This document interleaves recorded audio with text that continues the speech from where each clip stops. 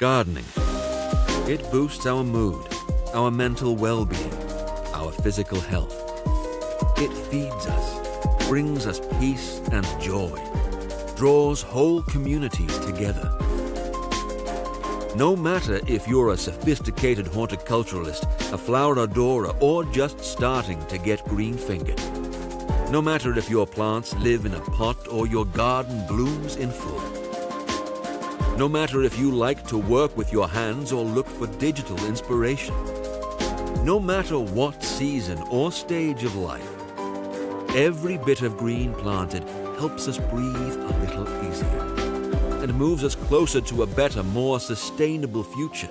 And we want the whole world to feel it. There are no rules. All it takes to garden is the passion to do so. Realize your gardening dreams. Gardena. This is the Premier Garden Show. And here is your host, Anthony Faulkner.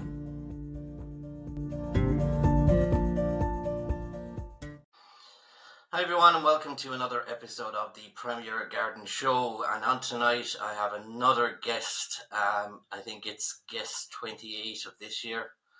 So and I think it's episode 80 in total. So I'm heading back over across, again, the Irish Sea, and I am talking to Michael, who is plant promoter, traveller, TV presenter, author, and model. I hope I haven't left anything out. Good I think evening. that's the right order as well, so you're all good.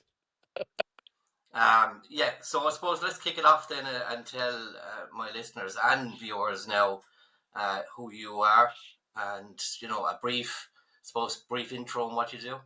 Yeah, sure. So, I guess kind of little potted history. I was always into plants when I was young. I then had a little mail order herb nursery when I was a teenager. I then joined Thompson and Morgan when I was 18, and I worked there for 18 years doing product development. And I've now been freelance for probably about 10 years now. And I do a lot of TV, presenting, hosting events, kind of product development. And I realized in the last couple of years that really the best kind of job title for that was plant promoter. Because, sometimes big breeding companies come to me with a plant, they want me to create some unique content to push that to the public or to the industry. So yeah, plant promoter or hortpreneur. That's what I see myself as, perhaps. Yeah, so where did it all start then for you? I suppose back in the when did you how did you come about this? And I suppose was there anyone even as you were growing up and kind of coming into this, did anyone give you a bit of inspiration? Yeah. It was really my grandparents. They were growing lots of chrysanthemums, dahlias. They had a really big garden. They were also selling plants. So I knew I kind of liked plants, but I also knew that I could make money from them and the marketing behind them and stuff. So it was really that. And I soon took over my parents' garden as well. And yeah, and I only ever wanted to work with plants. I didn't know for a long time what job that could be because there's not many options, but also they're not that visible as well, even to this day. So I really wasn't sure, and I went to horticulture college, and it was only really through serendipity that Thompson and Morgan is based in my hometown in Suffolk that I actually got a job there after entering a competition to design a garden there, but I didn't win the job, but I won the competition and then wrote in afterwards and asked for a job because I was really shy in those days, but I didn't mind writing a letter to someone and asking. I didn't mind if people said no or what, but yeah, it was a good lucky break, definitely. Yeah, just a little bit. I assume the name is kind of what is behind the name? Is it because you're such a kind of, I suppose, geek for plants? Yeah, I would say so. And like when I moved freelance, I kind of wanted to bring it all under an umbrella, kind of like not even a pseudonym because, Michael's just as interested in plants, but it just kind of made sense, name for a website, stuff like this, etc. And I think it was really like a kind of tribute to the fact that when I was younger, I was interested in plants and I was seen as a geek, and that wasn't a positive thing. But now, being so much older, this is something that I can be proud of that I label myself as it as well. So it was kind of like a nice coming of age almost, you know? Yeah, it's a kind of it's catchy in one way too. Yeah. Like some people would have kind of like a more of a businessy name behind them. Mm. But yeah, no, that's a good So point, actually. I mean, I think anything becomes comfortable once you've heard it for a while, if you know what I mean. So yeah, I mean, I didn't even when I first like put the name together, it was really trying to find something that was a website was available, social media handles, all of that, and I didn't really imagine I'd still be using that 10 years later. But you can't always plan these things, and I think part of I don't know, my journey has really been just following my instincts and never really planning that far ahead, and that I believe that allows you to pivot so much more and kind of make the most of things. So. yeah, and you started there with you worked for Thompson and Morgan. I think Hmm. it is a kind of a brand Mm. growing up. I would be kind of familiar with like so. How did that all become how did that come about? Apart from they're Well, in your area, and you said they were based in where you were from. yeah, yeah, yeah. And then obviously entering this competition, writing in, asking for a job, and then being taken on as an apprentice. And I was only 18, so really, really shy, kind of, but I was in my dream job from the first week. You know, we were going out there looking for brand new varieties, very often getting new plants from customers, or they'll just randomly appear in gardens. Or I think in the first week we drove to London to collect a black flower delphinium. I was traveling to Europe. I had to get a passport. I didn't even have a passport at that age, and had to go to Holland. And yeah, and it was really a dream job. And I was there 18 years developing plants. So bringing in plants like the Tom Tato, kind of finding them, developing ideas for them, making sure the photography's done, writing the copy, doing the PR, the press on them as well. So yeah, really, really cool job.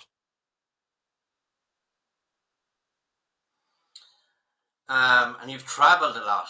I see you travel, was it 2013 when Hmm. you launched Mr. Planky, documented that travels Costa Rica, Hmm. Central America, Africa, Asia, Europe. What was that like? Yeah, I've always loved travel. I like to get out and about. Like Costa Rica, it's really kind of then seeing plants you love in the wild, but also Costa Rica was a trek through the jungle that I did, like in memory of my grandma for Alzheimer's. So that was a nice touch. But I like to get out there and see also the industry in these different places. And I'm very lucky to work in different locations and I think there's ways that you can really find out about a country. You need to hang out in the local neighborhood, go to a grocery store, and go to a garden center because then you really find out what people grow, what people like. So, yeah, I'm still traveling a lot now. Even I'm off to Holland on Saturday. I'm there for 2 weeks because there's lots of different little tasks I do there. And yeah, and it kind of enriches you to see out and about what is there. But it does mean I can't keep many plants at home. So, maybe in years to come, I can. And you've also, been on TV a lot. I think Hmm. you've been on QVC. I think it's Michael Perry's Gardening, I believe. Hmm. And you've also been the one show, the Great British Revival, Garden Revival, Alan Titchmarsh. You've really been around Yeah, on yeah, yeah. TV a lot.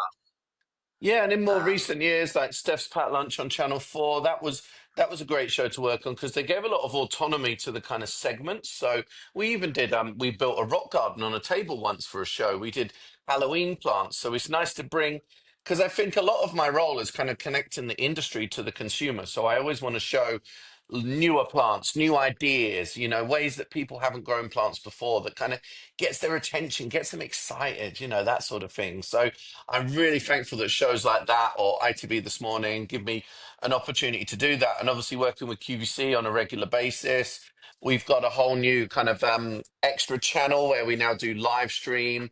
I'm doing some outside broadcasts for them from Holland while I'm there as well. So yeah, it's nice to be able to use that extra medium to show plants in in all their glorious color as well. Because when you go into a garden center, you don't get the opportunity to have such an experience of learning about the plants. There's all you're getting the info from is a label in the pot. So we've got 8 minutes to explain to you. So it's a nice format, yeah, and it's quite unique, to be honest. Yeah, I think growing up, I would have known QVC. QVC is around as a Mm, shopping channel. It's around a yeah. long, long time. But it was really always, every time you tuned in, it was always kind of like, electrical, you know what I mean? So it's Mm, great to see mm. that we're kind of, selling or promoting Yeah, the yeah. whole Gardening is garden really, really industry as big well. there now. Yeah, definitely.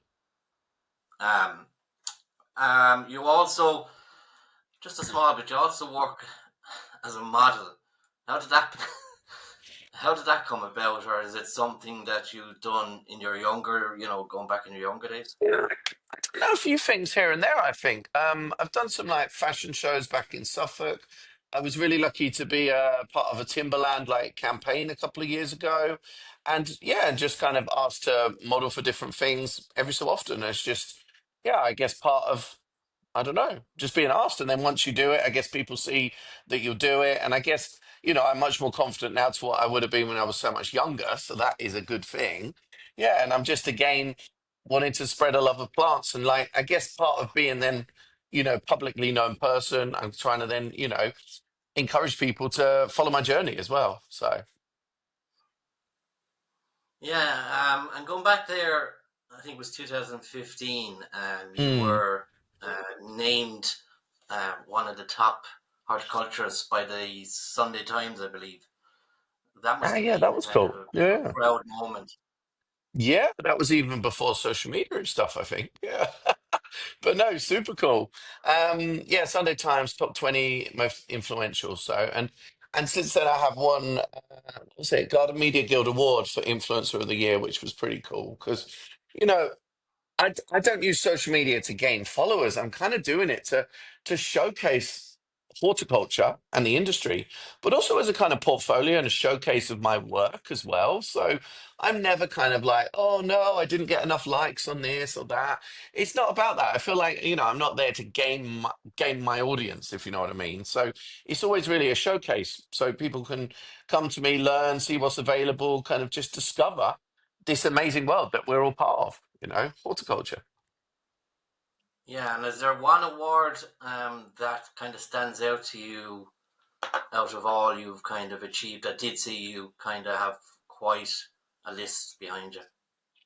I don't know because everything's different faceted. Like I was very pleased to win for TV segment with Garden Media Guild again because of course that was a real nice recognition of the fact that I am trying to take something a bit different, a bit fresher into TV where they're used to kind of having the same, I don't know, using nappies in a hanging basket and stuff like that. So it was quite nice to kind of be recognized for that. And also, it might feel a bit old fashioned to some people, but I've still got a very strong website and like my website is still performing really well. And I got an award, Garden.com, which is the US version of the Garden Media Guild Awards. So that was nice. And, I invest in a lot of things that are kind of almost behind the scenes, trying to support people you know, in gardening because, website, like I say, seems like an old thing now, but a lot of people are still searching on the web for stuff and, kind of different demographics. And it's got loads of information there about what is compost, what is mulch, all of this basic stuff,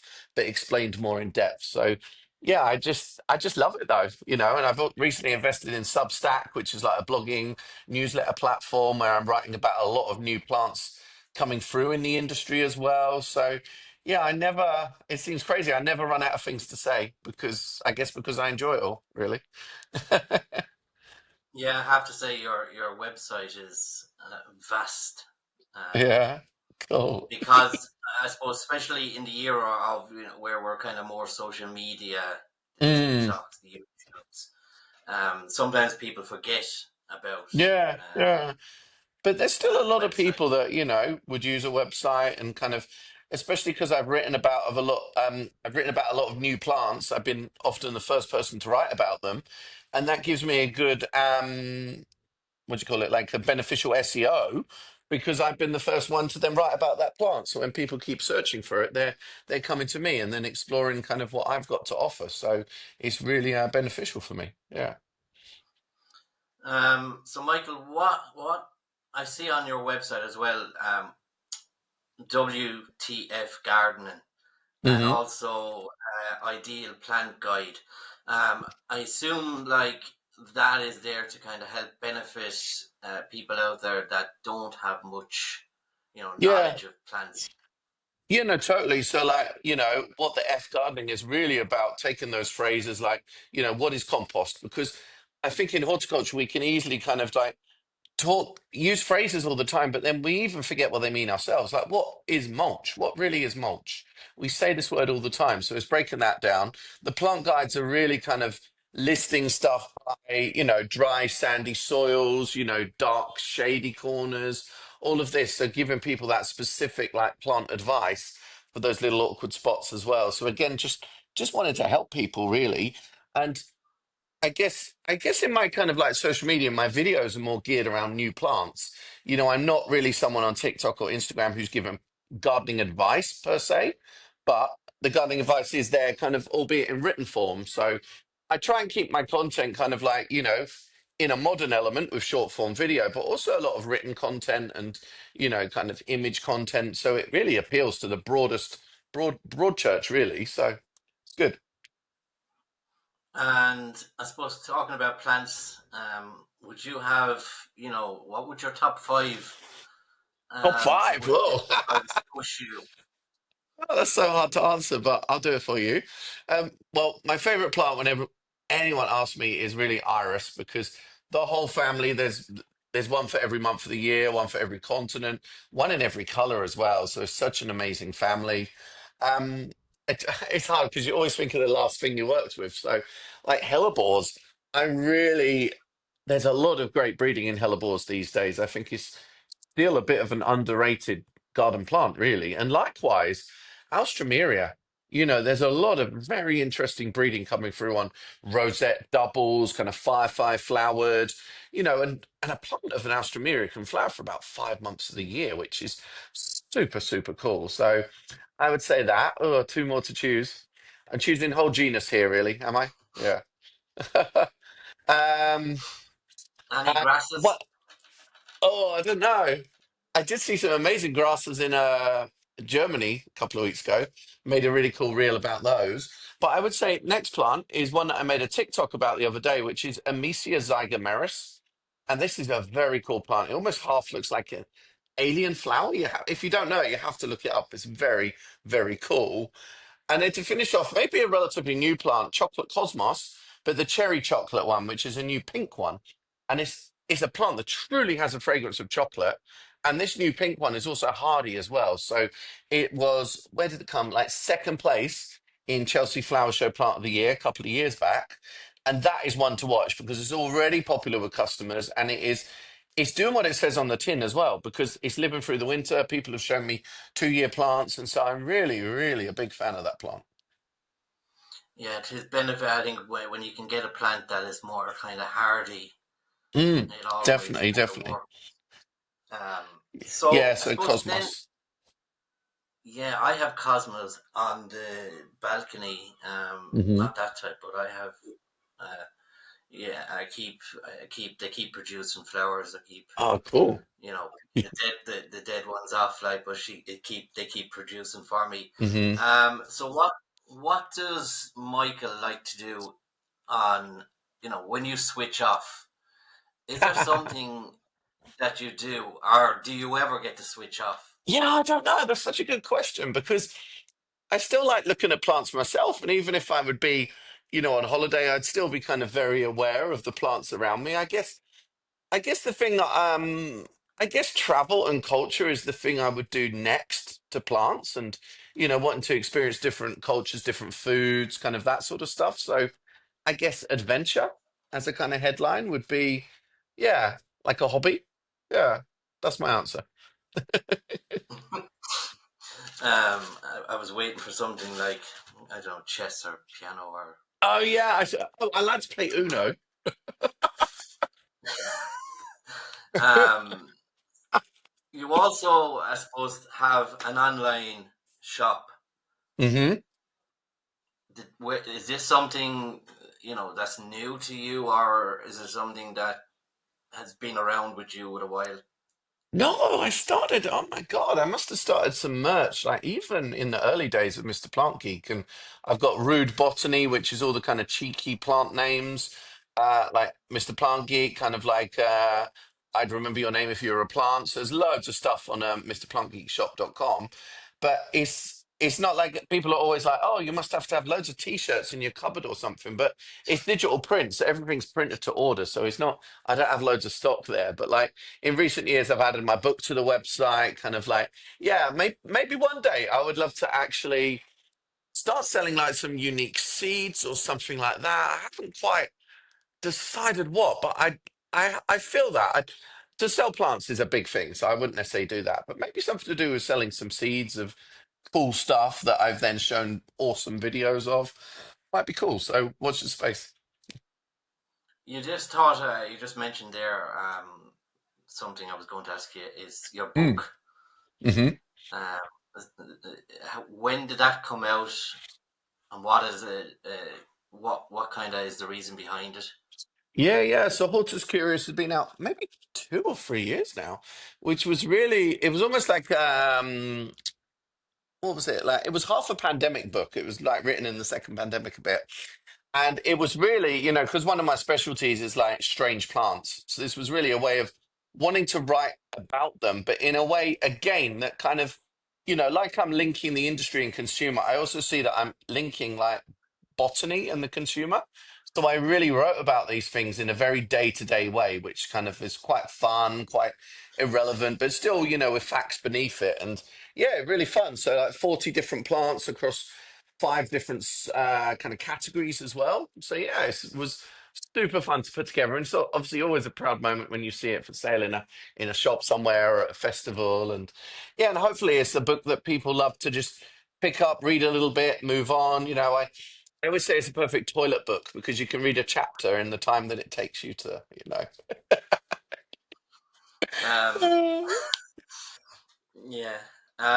So I suppose then, what's the plans for the rest of this year? Which I suppose the year's nearly finished already, Yeah, and yeah. I next mean, year even.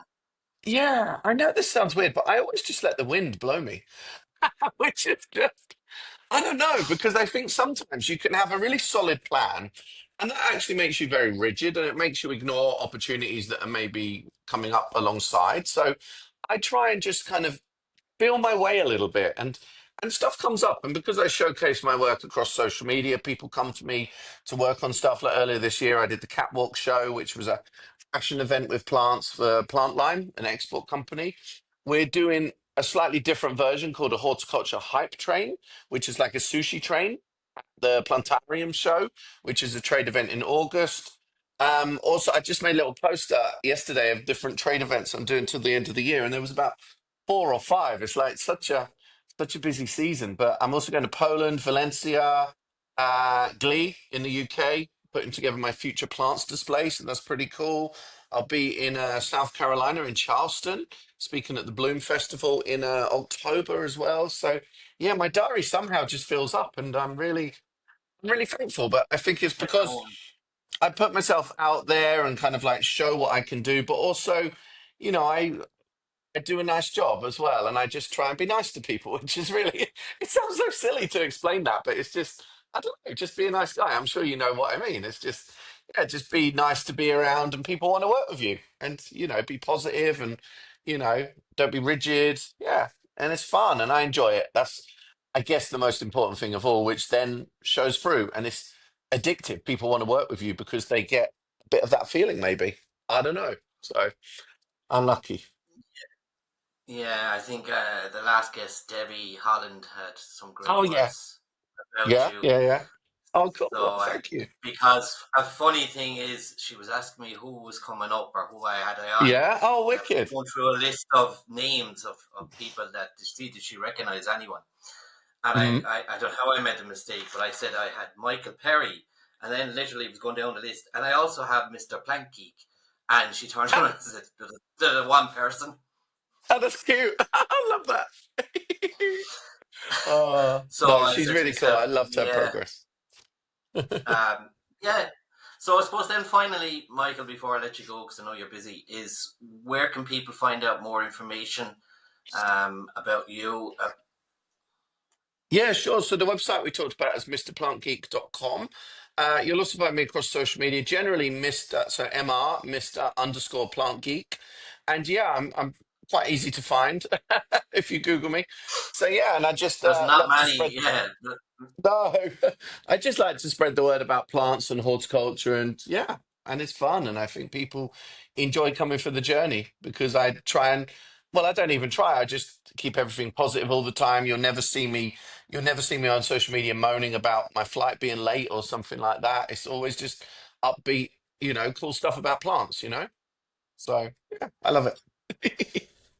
Yeah. So look, it's been an absolute pleasure to have Oh, you thank on. you very much. I was really kind of, looking forward to it. Oh, thank you, And dude. I really I know appreciate you're that. Thank you for your I time. know you're a very, very busy man, and thanks so much for coming on and having a bit of a chat. That's cool. No worries at all. Look forward to hearing it. And good luck with your next few episodes too. Yeah, I have quite a list of Yeah. people lined up, so it is great to kind of get kind of different voices and Hmm. different, there's Cool. gardening is a vast array of Yeah, yeah. Oh, topics. totally. Yeah, yeah. And it also weaves into art, cookery, craft. There's so many angles, and that's what's really fun about it. You never run out of Yeah, ideas. No. no, we're always learning. So thanks again, Michael, for coming on. No worries. Thank you.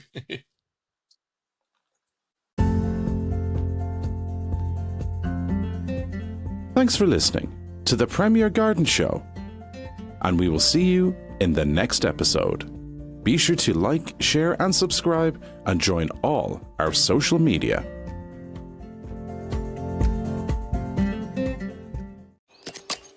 Gardening. It boosts our mood, our mental well-being, our physical health. It feeds us, brings us peace and joy, draws whole communities together. No matter if you're a sophisticated horticulturalist, a flower adorer, or just starting to get green-fingered. No matter if your plants live in a pot or your garden blooms in full. No matter if you like to work with your hands or look for digital inspiration. No matter what season or stage of life, every bit of green planted helps us breathe a little easier and moves us closer to a better, more sustainable future. And we want the whole world to feel it. There are no rules. All it takes to garden is the passion to do so. Realize your gardening dreams. Gardena.